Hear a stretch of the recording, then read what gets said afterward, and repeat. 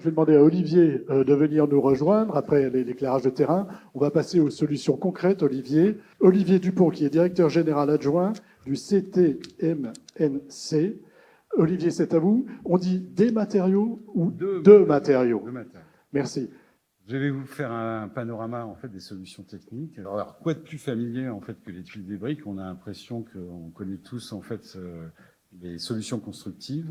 Mais alors derrière en fait ces 4 familles de produits briques, plaquettes, tuiles et bardeaux en fait se cachent un grand nombre en fait de solutions techniques qui permettent en fait de répondre finalement à un grand nombre de configurations en fait du projet et puis comme l'a évoqué en fait Samuel, répondre en fait grâce à la grande richesse en fait des catalogues de produits des fabricants à un véritable vocabulaire architectural. Alors j'aime bien en fait ce terme de vocabulaire architectural qu'a employé Samuel parce que finalement ce que je vais vous présenter c'est la grammaire en fait, le corpus technique qui permet en fait et qui régissent en fait les règles de l'art qui permettent donc de donner du sens en fait à ce langage architectural. Donc en fait, c'est là que finalement le CTMNC entre réellement en jeu, puisque en fait, comme l'a évoqué Frédéric tout à l'heure, au-delà en fait de nos activités de recherche sur l'innovation, et Marielle vous en parlera tout à l'heure, nous en fait une de nos missions, c'est en fait de formaliser et de diffuser en fait ce corpus technique qui va en fait vous permettre de travailler sur les projets et donc de développer et de stimuler finalement votre richesse créative. Alors on va commencer en fait par les briques, en fait, seigneur tout honneur. En fait, c'est vraiment le matériau traditionnel en fait par excellence. Alors en fait, cette mise en œuvre peut se faire au travers de maçonnerie porteuse. Donc là, on parle en fait de briques pleines ou de briques perforées. Donc là, on a un corpus technique qui est déjà très ancien. En fait, c'est le DTU 21. La première édition du DTU 21 date des années 60. Alors, elle est révisée, évidemment, épisodiquement. Et puis, on a également, en fait, un code de dimensionnement qui s'appelle l'Eurocode 6. Alors, en fait, ce qui est intéressant, c'est que, en fait, cette technique, c'est plutôt utilisée pour de l'isolation thermique par l'intérieur. Donc, on est vraiment, en fait, sur des solutions très classiques, avec un mur porteur de 22 cm. Et puis donc en fait quelques exigences notamment en fait pour gérer en fait les migrations de l'eau au travers du mur, notamment par les joints mortiers qui peuvent être de différentes épaisseurs. Il y a une nécessité de mettre en place un enduit intérieur et puis une coupure de capillarité en pied en fait du mur. Alors je ne vais pas passer en revue en fait tous les éléments. De toute façon vous aurez les supports de présentation, vous pourrez les récupérer. Parce qu'en fait, ce qui est intéressant, c'est finalement d'identifier les limites de domaine d'emploi en fait de ces solutions. Et là, en fait, on voit que par exemple, du point de vue incendie, on a un REI de 2 heures, donc c'est quand même très très important. Alors, il y a une dernière technique qui est, on va dire, peu utilisée, qui est en fait la technique de mur composite, qui fait appel à des mulots. Donc, c'est une demi-brique coupée dans le sens de la longueur. Et là, en fait, ça vient être scellé au mortier, en fait, sur une maçonnerie traditionnelle de briques alvéolaires.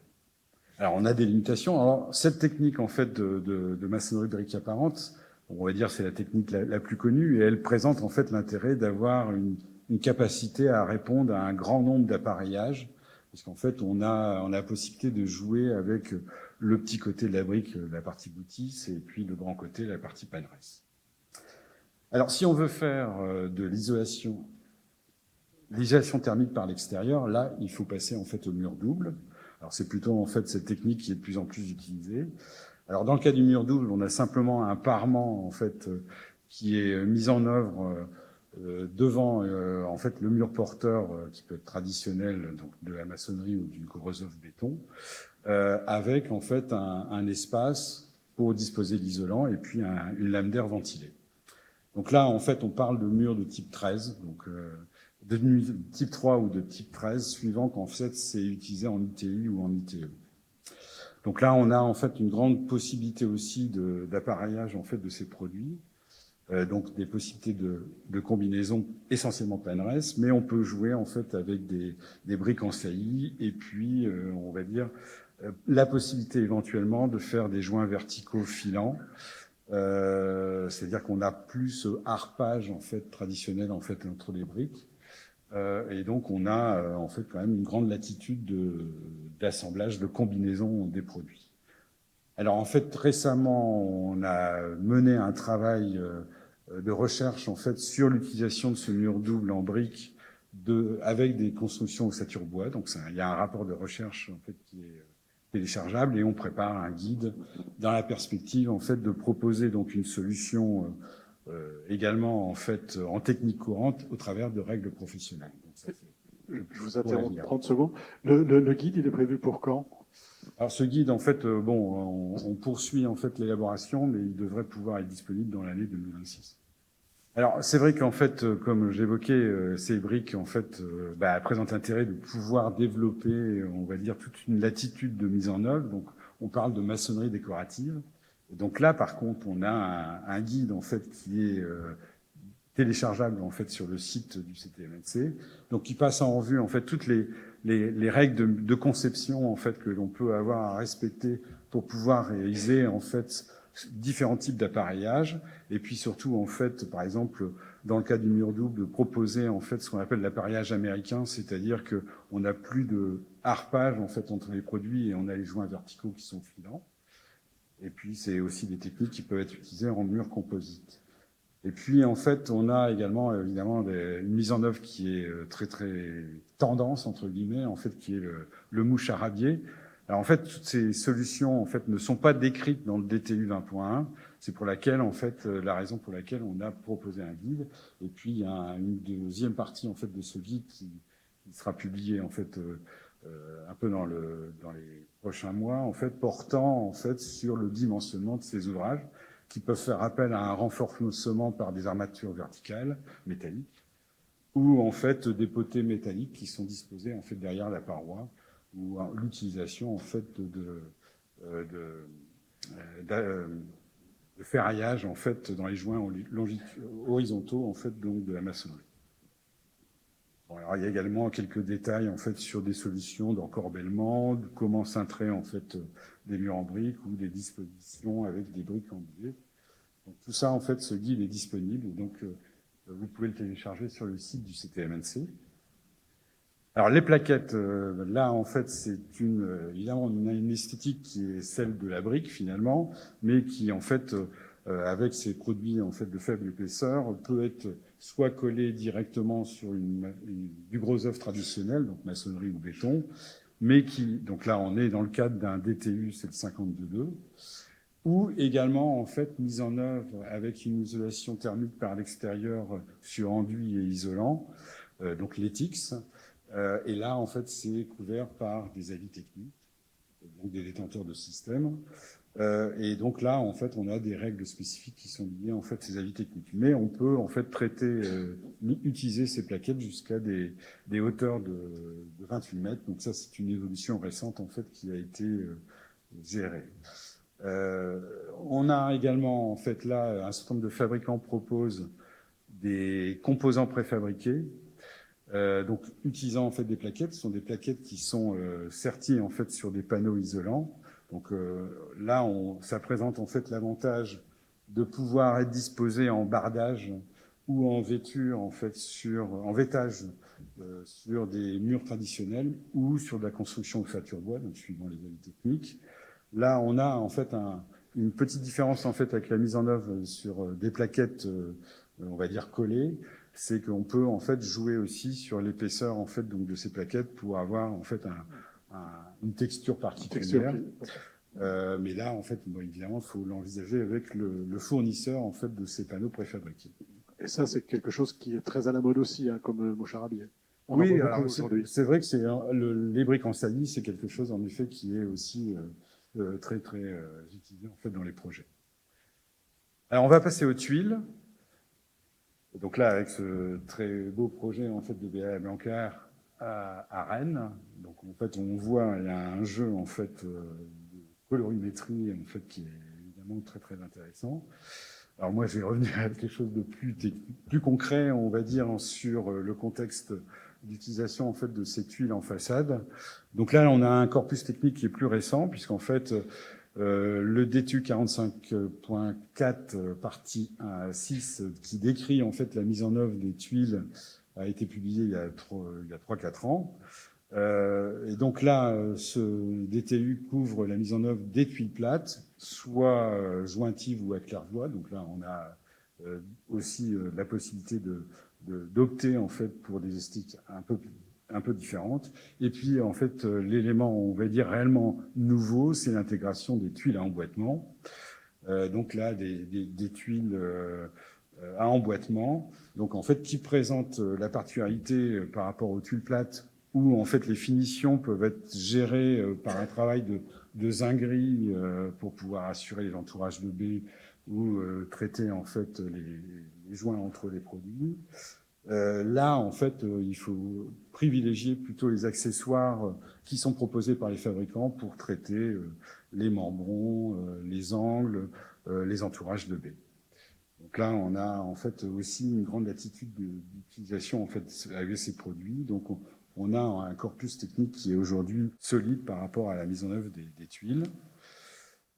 Le bardage tuile peut se mettre en œuvre aussi sur construction ossature bois et panneaux CLT. Là, on a en fait, on s'appuie pas en fait sur un DTU, mais on a instruit il y a 2-3 ans en fait des règles professionnelles pour pouvoir couvrir en fait cette mise en œuvre sur ossature bois. Donc là, on a également en fait un certain nombre un document qui est téléchargeable sur le site si vous souhaitez en fait les récupérer. Et je vais passer en fait à la dernière famille, les bardeaux, où là en fait on est aussi dans le cadre de systèmes, c'est-à-dire que là ce sont en fait des solutions de bardage ventilées, souvent associées à l'isolation thermique par l'extérieur. Et là en fait ce sont des avis techniques qui couvrent l'utilisation de ces systèmes. Alors on rencontre en fait deux types de systèmes, des systèmes simple pot ou double pot. Alors la nuance est évidemment en fait c'est l'ossature finalement qui est utilisée pour pouvoir fixer ces éléments. Dans le cas des simples pots, ce sont plutôt un accrochage sur des rails horizontaux. Dans le cas du double pot, là, c'est plutôt en fait des crochets qui permettent de maintenir les éléments sur l'ossature secondaire. Donc là, évidemment, il faut se référer aux avis techniques des fabricants, notamment en fait pour pouvoir identifier clairement en fait les limites d'emploi qui pourraient exister sur ces systèmes. Mais ce sont des systèmes de toute façon qui sont facilement remplaçables. Alors je ne l'ai pas évoqué en fait sur les systèmes précédemment, mais évidemment dans le cas des tuiles, on a une grande capacité en fait de démontage des produits pour pouvoir les remplacer. Et puis dernière technique, c'est les solutions d'habillage de façades décoratifs. Où là, on pense évidemment en fait à l'utilisation en brise-soleil. Donc là, dans ce cas présent, en fait, on a des profils terre cuite qui peuvent être de format carré, rectangulaire, ellipsoïdaux, donc qui sont en fait maintenus par des profils en aluminium qui sont insérés en fait dans le profil, et l'ensemble est fixé en fait sur une ossature ou sur des équerres pour pouvoir être mis en œuvre sur des ouvertures, donc pouvoir en fait se fixer sur la structure en fait du bâtiment ou de la menuiserie. Donc voilà en fait ce rapide panorama. Ne vous inquiétez pas, en fait, cette présentation en fait sera disponible et vous pourrez en fait vous y plonger en fait, notamment pour identifier les paramètres et limites d'emploi de ces différentes solutions. Mais j'espère qu'en fait je vous ai apporté un peu quelques clés par rapport notamment aux exemples architecturaux qui vont être présentés en fait dans la journée. Et donc c'est un peu une fondation, finalement, une base de vocabulaire qui permet en fait de comprendre en fait les limites d'utilisation des produits. Il y a aussi les guides qui sont disponibles sur les sites de la Fédération. CTMNC. Alors pas cette présentation, mais les guides, eux, le sont. On a le temps pour une ou deux questions, donc je ne sais pas si vous avez des questions pour Olivier, quelque chose que vous voudriez creuser avec lui. Y a-t-il une petite question ou pas? Non? Une question. Je vous apporte le micro, Samuel. Le grand témoin, Samuel, se dévoue. Moi, j'en ai une sur la question du mouche arabier pouvant faire garde-corps. pouvant faire garde-corps. Ah, Parce que c'est un sujet d'architecture qu'on dessine effectivement beaucoup et qui est souvent questionné par les bureaux de contrôle et qui nous impose parfois des aberrations où on met un garde-corps en serrurerie derrière un moucharabier. Donc je suis curieux que vous expliquiez plus en détail cette évolution ou cette analyse que vous avez pu faire. en fait, concernant l'utilisation en garde-corps, en effet, il y a des exemples qui sont réalisés. Donc, il y a la possibilité, en fait, notamment avec des renforcements, on va dire, structurels, notamment par un linteau béton, en fait, au sommet, donc que l'on peut habiller. En fait, un des enjeux, en fait, principal, c'est des problématiques de sécurité. Donc de sécurité évidemment au choc, mais aussi en fait dans le cas du moucharabier, on a des espaces en fait entre les briques qui peuvent être en fait très très dangereux par rapport à notamment avec des enfants en bas âge. En fait, il y a le risque réellement de grimper finalement sur le moucharabier. Donc il y a une exigence si on souhaite vraiment mettre un moucharabier en fait en garde-corps d'un balcon. Bah, il faut en fait mettre une protection vitrée, par exemple, derrière pour éviter en fait ou dimensionner de telle manière en fait que le vide ne permette pas en fait de glisser un pied et de grimper en fait. Donc il y a vraiment aussi une exigence de sécurité des personnes par rapport à la conception de ce type d'ouvrage. Y a-t-il une autre question? Alors, je viendrai après. Il y en a une au fond. N'oubliez pas de vous présenter. James Bansac, architecte dans le Var. À ma connaissance, je ne sais pas s'il existe des vêtures en tuiles canal.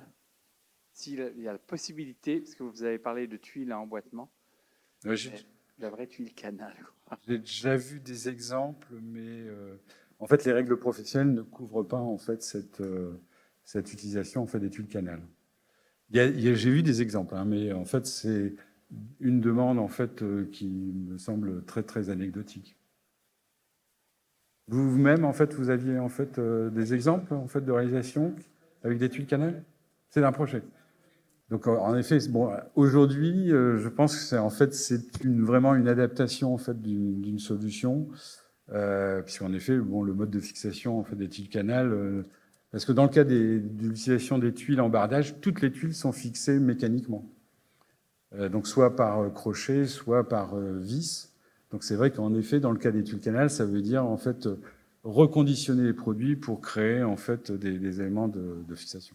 Donc c'est possible, je vous invite à échanger tout à l'heure.